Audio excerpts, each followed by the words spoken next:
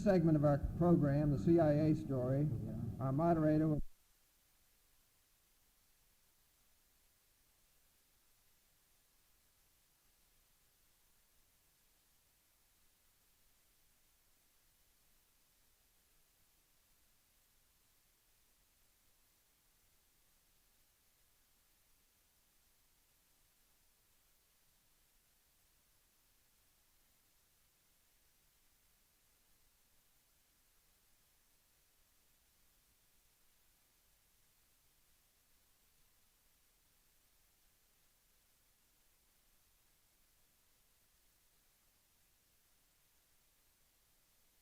But I think the overriding concern was to avoid getting into a situation in which one thin connection with CIA thereupon convinces the nation that CIA actually conducted the Watergate operation. It was that concern that dominated our thoughts all the way through.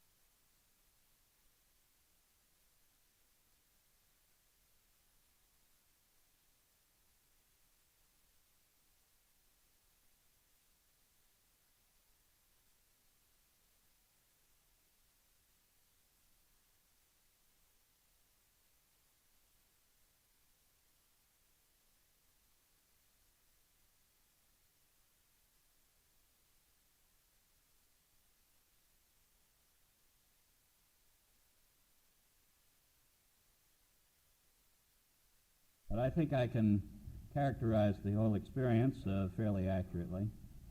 I think that Cy is right in the fact that we didn't fall all over ourselves rushing to the policeman with these things. In part, quite frankly, it came from the very concern about sensationalism that I spoke about earlier. You know that there were several people arrested in the Watergate who were ex-CIA people.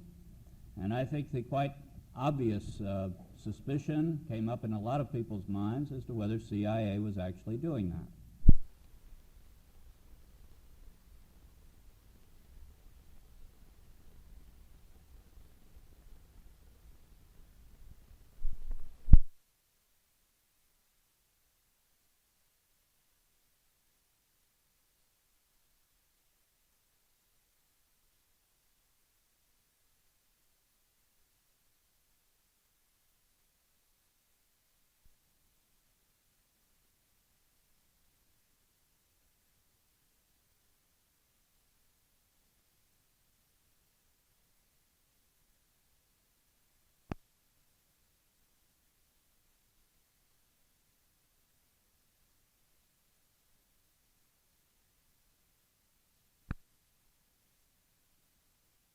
only one housekeeping announcement as we're changing cast of characters on the stage in New York.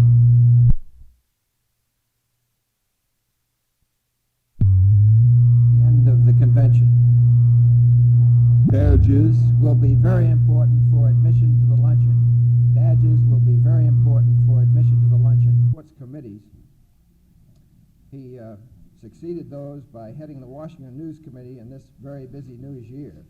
And this morning, on the basis of the experience and interest shown during his tenure as chairman of that committee, he will handle this morning's session. I'm delighted to introduce to you, as your moderator for this program, Jenk Jones.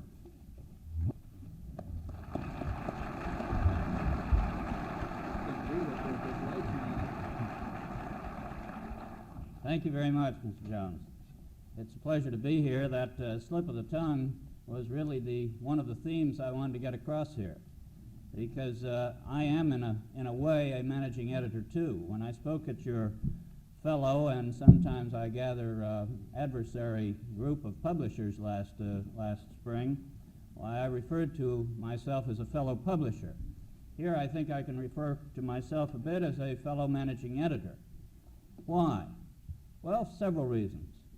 Almost any day when I can, and they are becoming a little fewer than they used to be, around 6 o'clock, I go down and have an editorial conference with the various people that put out our publications. The President's Brief, the publication we put out for a broader group of Washingtonians. But intelligence has changed over these years. Intelligence is still collection, but it's collection particularly of the material openly available that the press makes available, that appear in books, that appear in conversations of our country. We have been wrong on some occasions that you haven't heard about. We've been wrong because we have predicted a certain course of action overseas. And this has generated action by our government to try to bring influence to bear on that situation, and it hasn't happened. We were right in our estimate, but the result was that we gave our government the material with which it could move to change a situation and avoid a crisis. I think this then is the new reality of intelligence. It is different from the old image, and it is now engaged in an effort to develop a new resolution of the very dilemmas that Mr. Jones was referring to from those quotations. Because we in America here are adding one further dimension to intelligence. We are insisting that intelligence be responsible, that it be responsible to our Constitution and responsible to our laws. And we have the dilemma of how can we still be responsible to this open society and still keep those secrets that George Washington and all the rest of the people since him have realized are essential to the conduct of intelligence. We are hammering out the resolution of that dilemma. In previous years, it wasn't even looked at. Intelligence was put on the side, not looked at, not thought about. Nations conducted it, but never mentioned it. Now today, we Americans insist, after Vietnam and after Watergate, that our government explain what it's doing, that it expose its standards and values to our laws and to our own ethical senses. And we Americans are looking at just where the proper line is between the free workings of intelligence of the past and too much of an exposure of intelligence which will eliminate its contribution to our nation in the future. This is the subject of these investigations. And I think that we are in the process. It is to you particularly that I would appeal to put the other side to the responsible intelligence and to cause us and get us all to do this investigation of intelligence in a responsible manner. Because we must be responsible in the largest sense about our intelligence. Intelligence itself must be responsible to our laws, but we Americans who are concerned about our country, we also must be responsible with what we do to our intelligence. We don't want to conduct an investigation 5 or 10 years from now as to why we destroyed our intelligence. We don't want to drive ourselves into the dilemma of eliminating it, as Secretary of State Stimson did when he said that gentlemen don't read each other mail, and then 15 years later, Secretary Stimson found himself, as Secretary of War, reading as much German and Japanese mail as he could get his hands on. We must come to some reasonable balance between our country's need for intelligence in the world of the future, not necessarily the world of Pearl Harbor or of the past, but the world which is characterized by a nuclear missile cocked and aimed at us here, 30 minutes away, a world which is increasingly being subject to the spread of nuclear weapons into the hands of potentially reckless despots or paranoid terrorists who can threaten us, a world which is becoming increasingly interdependent in economic sense and in the cultural sense and in the political sense, a world where you can see the pressures building of the gap between the number of population and the available food, in the gap between the developed countries, affluent, comfortable, and the underdeveloped countries, with that gap growing and the envy factor growing larger, with the rallying of a concept of third worldism, which comes on the close edge of being racist in its basic approach, because it criticizes the advanced countries, the European countries, even the Soviet Union, and the United States, all of these in the 90s. It is perhaps natural. I understand the motivation behind it. After Vietnam, after Watergate, the most secret part of the government has been the intelligence business. With the credibility problems that our people have had about government, it is quite natural that they would expect to find wrongdoing, cover-up, and all the rest of those things in the intelligence business. And therefore, there is great attention and excitement when the veil of secrecy is lifted even a little bit. Now this, I think, is understandable, but I do ask for some proportion in the way particularly you, ladies and gentlemen, go at it in your jobs. I think it is important that we not make CIA the headline scapegoat for all the revision of our values and consensus of the past 25 years. I think it important that we look at the facts of these investigations and to find that the investigations are basically bringing to light the things that the intelligence community looked at itself and found and corrected. That it is finding things that were wrong, that were done, as the Rockefeller Commission said, that were done either because a president directed it, because there was a gray area in the law and it was believed to be right, or in some cases by an excess of enthusiasm and zeal which should not, and which led into unlawful actions which should not be repeated. But it also pointed out that these really have been relatively few in the 28 years history of CIA. I believe if you look at any community the size of CIA, you will find a similar record of some failures and some faults over 25 years. I don't think they've been more than that. I think we have corrected it ourselves. I think we are cooperating in this review of what we Americans want intelligence to do, and I merely ask that we Americans be responsible as we insist that intelligence be responsible in these days ahead. Thank you very much.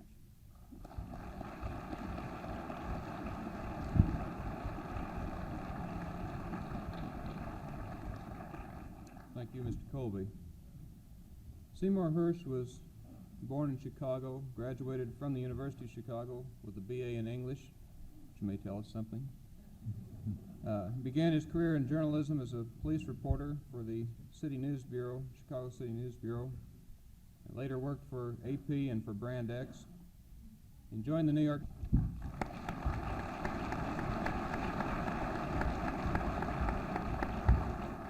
I think the story Mr. Colby is referring to when he talks about excess of enthusiasm and zeal, of course, is the domestic spying story, which I think was last December.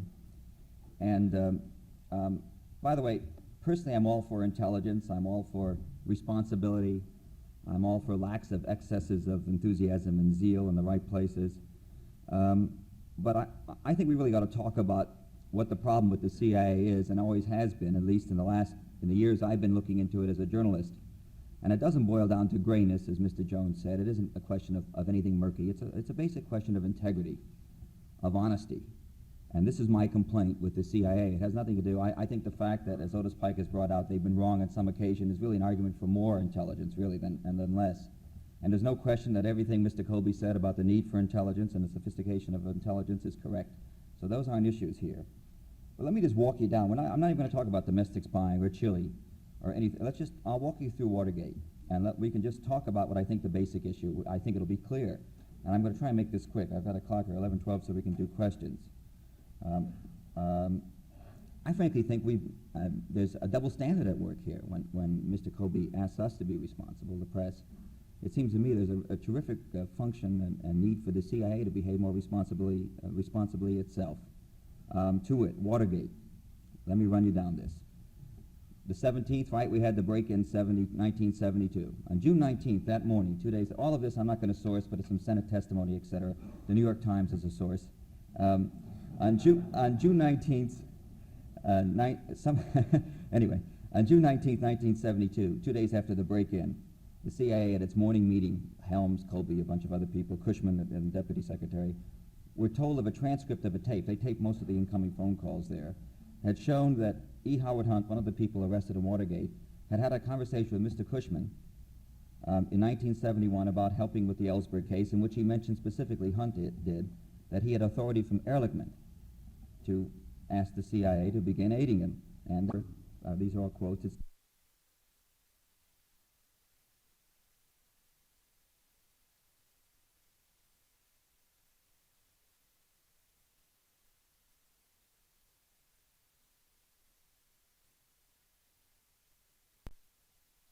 me on the edge of propriety, and the CIA's responsibility was to hold itself very specifically to the facts and act within its proper authority, and the CIA did that. Now, I would guess the committee, if it had knowledge about the CIA's own personal view of proper authority in light of the domestic operations, would have probably laughed if they'd known, or not allowed him to get away with this kind of testimony, but he got away with it. What's even more striking to me is that they didn't tell anybody in the Justice Department about any of this. They could have blown the whistle any time. And these are men who are being paid to be independent. My God, if they can't tell, you know what point I'm making? The point I'm making is that if we can't get reliable intelligence, responsible intelligence, honest opinions from the men running the CIA at critical times in our government, if they can't decide to go outside the channels when they have to, we've got a problem in the CIA. And it's too vital to have that kind of a problem and that kind of leadership, I think. Okay, they didn't tell anybody in Justice. The real hooker is, get this, they get a new secretary, a new head of the CIA, a guy named James Schlesinger. Very square jaw, conservative, but a lot of integrity Mr. Schlesinger does have. He comes in as the new director in February, maybe he got it in March, 1973, appointed by Mr. Nixon. They didn't tell him either. He first learned about the Ehrlichman link and the Hunt link. At least there's a lot of evidence he first learned. He hasn't specifically testified on this, others have. But it's very clear he first learned from a CIA liaison officer in the White House, who in May 1973 goes to Schlesinger with the story. He said, hey, I think you ought to know what Hunt and those guys were doing, how they got the CIA involved in the shenanigans with Ellsberg and the break-in, etc. He finally tells Schlesinger the story. Schlesinger, according to the CIA liaison official's affidavit, was extremely upset, and it was that sort of information that led Mr. Schlesinger to begin an internal investigation. He asked people in the CIA, everybody domestically in the CIA, to come forward with whatever they knew. This was in May 1973. And they came forward with something like 650 pages of evidence of domestic wrongdoing, or allegations of domestic wrongdoing, which was sat on.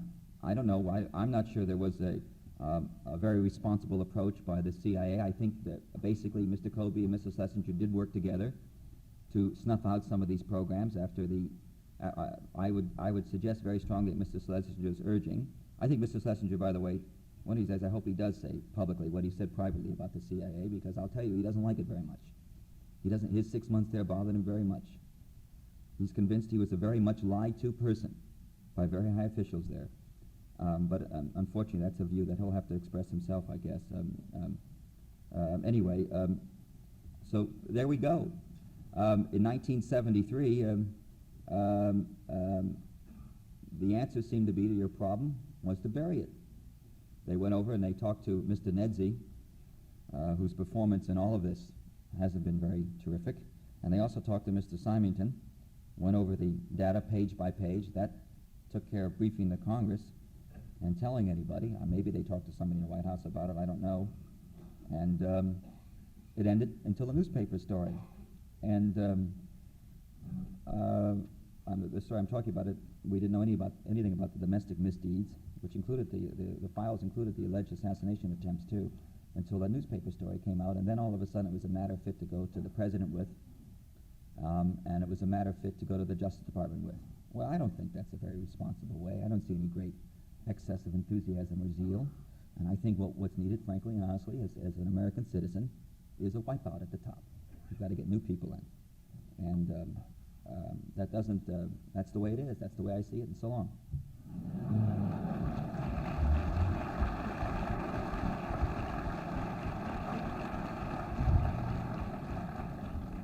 Thank you, Mr. Hersh. Now have a few minutes for rebuttal. Mr. Colby.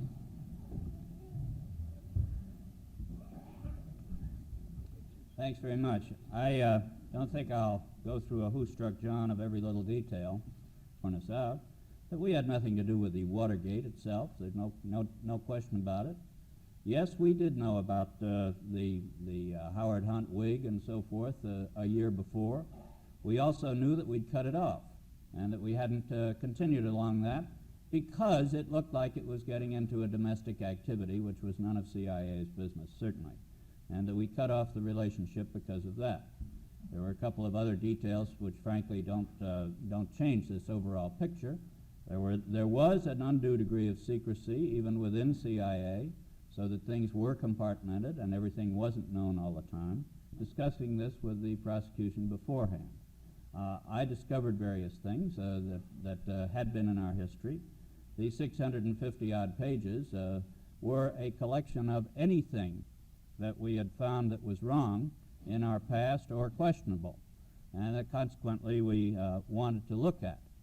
The fact was, however, that during that summer, I sat down at my desk with a summary of that 650 pages, and I wrote out very specific directives in 1973 to make sure that henceforth CIA would stick in its proper charter and not go into things that it should not go into.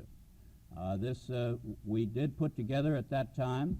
We did brief the chairman of the two committees in the custom system of briefing the Congress at that time. We have changed that system since, because the Congress has changed its conception of how it wants to be briefed. And I now brief 6 committees of the Congress on our various activities abroad, other than pure intelligence gathering, for example, because there's a law that says I have to. And we do apply the law and abide by the law at this time. So I think that as Bobby Kennedy once said about Vietnam, there's plenty of blame to go around for everybody.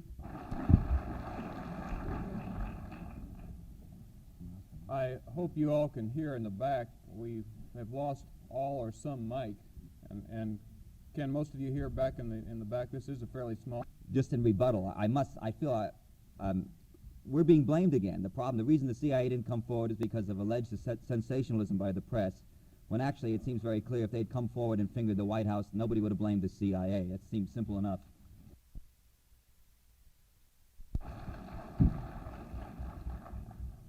All right, we've got about 25 minutes perhaps for questions. These lights in my eyes. From another servant, civil servant. It says, as I stated to you on the telephone, Mr. President, you have my full assurance that the agency is not conducting activities comparable to those alleged in the New York Times article. I would like to ask you what activities that listed in the New York Times article were not being carried out by the CIA that led you to give such an assurance to the President of the United States? Because the article essentially covered the various statements made in our collection of the mistakes and misdeeds of our past, which were covered in the collection we had made in the spring of 1973, following Mr. Schlesinger's memorandum. I was aware also that I had sat down that summer and given very specific directions that those activities which were not proper should not be continued. And I had taken such action within the agency to assure that they would not be continued. We weren't opening any more mail. We weren't out following journalists around Washington. We weren't doing things of that nature that were in that list of activities. Then I'll read you the next sentence. That deals with the present, I gather, that your assurance is that you are not conducting such. Certainly, because the rest of that letter, of the letter described the background. Even in the past, the next sentence is, even in the past, I believe the agency essentially conformed to its mission of foreign intelligence. There were occasions over the years in which improper actions were taken, as noted above, but I believe that these were few and quite exceptional to the thrust of the agency's activities. Now, Mr. Colby, since this letter was written, the Rockefeller Commission and the Church Commission have reported many instances of activities that were not listed in the Hersh article about both domestic intelligence and attempted assassinations abroad. I submit, Mr. Colby, that whatever the technicalities of the language, that a question arises as to whether this statement was in effect a misleading statement directed to the President. Well, I don't think so, because the rest of that letter has been released, as you know, and the rest of that report has been released. And I think it essentially says what the Rockefeller Commission's conclusions said, which was that the great majority of CIA's activities were proper, that there were some occasions over the years when the agency had done things which were not proper, that these were done either at the request of a president or because of a gray area, or in some areas that they did things that were plainly illegal. But the Rockefeller Commission also pointed out that this had been largely overcome during 1973 and 1974 by the actions taken within the intelligence agency itself. You look at the overall conclusions of the Rockefeller Commission. Plagiarize. Somebody in an earlier panel, no.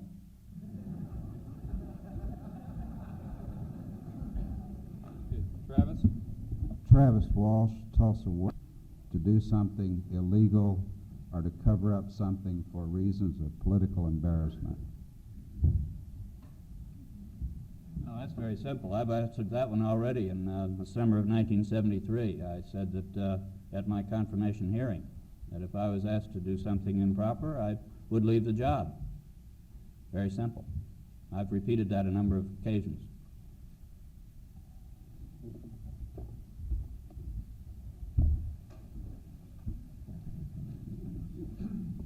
To restore the confidence of the American people in the CIA's operation. And would Mr. Hersh respond when you're finished? Well, I think the things that need to be done to restore the people's confidence in CIA are to bring intelligence out of the total veil of secrecy that it had before, expose as much as can be about its activities so that the people can make a judgment about them, and not be totally surprised at every little new revelation about them. I think this is what we are in the course of doing in these committees and commissions.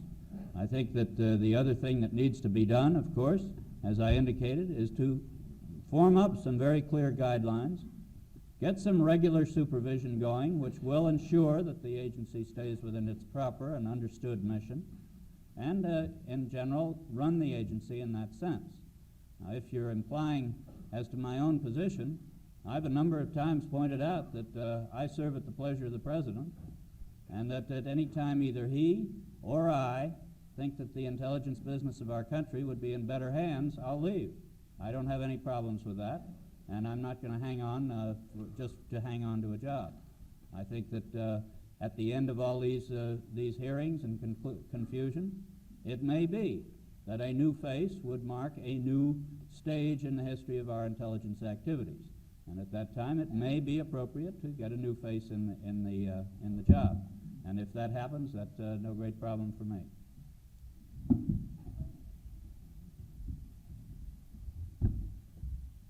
I think the pressing problem would be to reassure some people about justice in this country, and that would be, it seems to me that Mr. Helms certainly should be recalled as ambassador. I really do believe that personally very strongly, and be forced to face up or down the various charges and accusations of perjury, etc., that have been leveled against him, although not formally. I also think, while I respect Mr. Colby as somebody who, since I've been dealing with him, has always, I think, told me the truth, even though it's been painful on occasion. On occasion he doesn't talk to me. When he does, he generally has told me the truth. I think he has been saying this to me for more than a year. He recognizes that his function is to see, I would guess his function right now is to see the CIA through its dark days and keep it intact. And I think after that, I think he probably should resign or be requested to resign and get an outsider in. It seemed to me the best thing that happened to the CIA was Mr. Schlesinger coming in from the outside, changing things. And I think an outsider to come in and take care of this very important institution. That would be a very good start.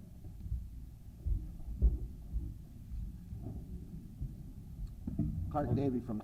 Must resolve the following 4 factors and come out with a positive answer. First, how important is it to our country? They reflect so much of their own country's base.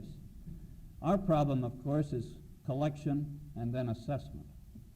The Soviet attaché, however, can walk down and buy one of your magazines or journals, can walk down and buy a technical journal, can go up to the Congressional Committee and get a committee report, and he can learn things for nothing or for about $1 a copy that I have to spend hundreds of millions of dollars to learn about the Soviet Union.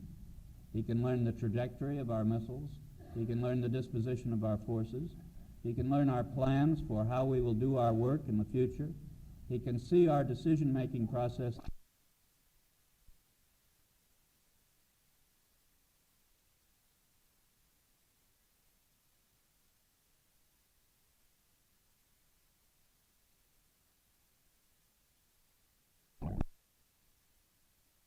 Tomorrow at 12 noon is cocktails in the Cash Bar in the North Gallery and Auditorium Foyer. If any of you have trouble finding the bar as you head for your room, right outside to the left. The luncheon is at 12:30 in the Virginia Room, directly across the hall.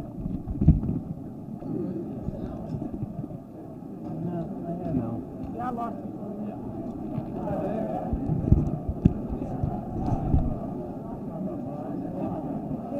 No, thank you very kindly. Tough audience. Thank you very much. You're very kind. I appreciate that. If I were the managing editor, I would sit up and ask Mr. Hersh a question. Oh, well. Very good. Cool, man. Glad to have you here. Very, very fine. You and Cy are never going to see eye to eye, are you? No, I don't that's think so. great. Well, but I respect his, Yeah. you know, I think he tried. I think he made a mistake in part, and part of doing his job. I mean, you know. He's a very frank guy, isn't he? I mean, he doesn't mind taking you on and the whole No, government as far as I that's don't. concerned. No, and I don't mind taking You him don't on. either, so Yeah, that's fine. Yeah, that's Yeah. what our country's all about. Right. I'm glad to say. Even though it makes life a little tough for the bureaucrats sometimes. You talked without notes, apparently, and Yes. have done this enough that you can do that. Well, I tell you what happened. I misplaced my notes. Oh, really? There. I don't know where they are. I had a little yellow piece of paper. Probably left them in my suitcase someplace. You're headed for room C, I think. I Can think so. help But you I get think we there? have to wait to let the people filter out of the aisles. Okay. Right? I heard you in New Orleans, too. I was Oh, you there. were down there. And, I did have a text there. one thing that I thought somebody would have brought up was CIA people posing as news people. Oh, yeah. Well, I did answer it down there, I believe. I think you did Yeah, there. yeah. It wasn't asked today, and you didn't mention it today. And I've kind of forgotten what you said then. Have you stopped that, or you pretty much cut I it down? said that we had stopped the use of staff members of general circulation. Yes. That we still feel a little bit free to play with the odd stringer or the sort of the thing that really isn't a journal, you know. But it's a matter of affecting American opinion. I think we ought to stay out of it. We had a man in Louisville a few years ago who we thought worked for you. It was before your time, I suppose. In Louisville? In Louisville, and he'd come from New Orleans, and from the name of a company that we have never been able to find out since, and so forth. And we really were curious more than anything as to whether he had been a CIA person. And we asked you, and got a letter back without obviously any response, or at least it was said that you couldn't say. So we still don't know, but that kind of thing, of course, bothers us. Barry Bingham Jr. Yeah, that's right. Yeah. And I've forgotten this fellow's name now. I did Bob too, but I remember somebody. the... Yeah. Remember the occasion of the letter anyway. Well, we have this kind of trouble with police too, and of course it's a personal selfish interest on our part, because if people think that a policeman may be a reporter, then they start beating us up when we get out there as a reporter, that we may be a policeman, as far as that's concerned. So it's tough. Well, I took the line that we shouldn't do anything that could impact on American opinion. You know, that's really not our job. We could be accused of trying to manipulate American opinion, and that we really can't do. But outside of that,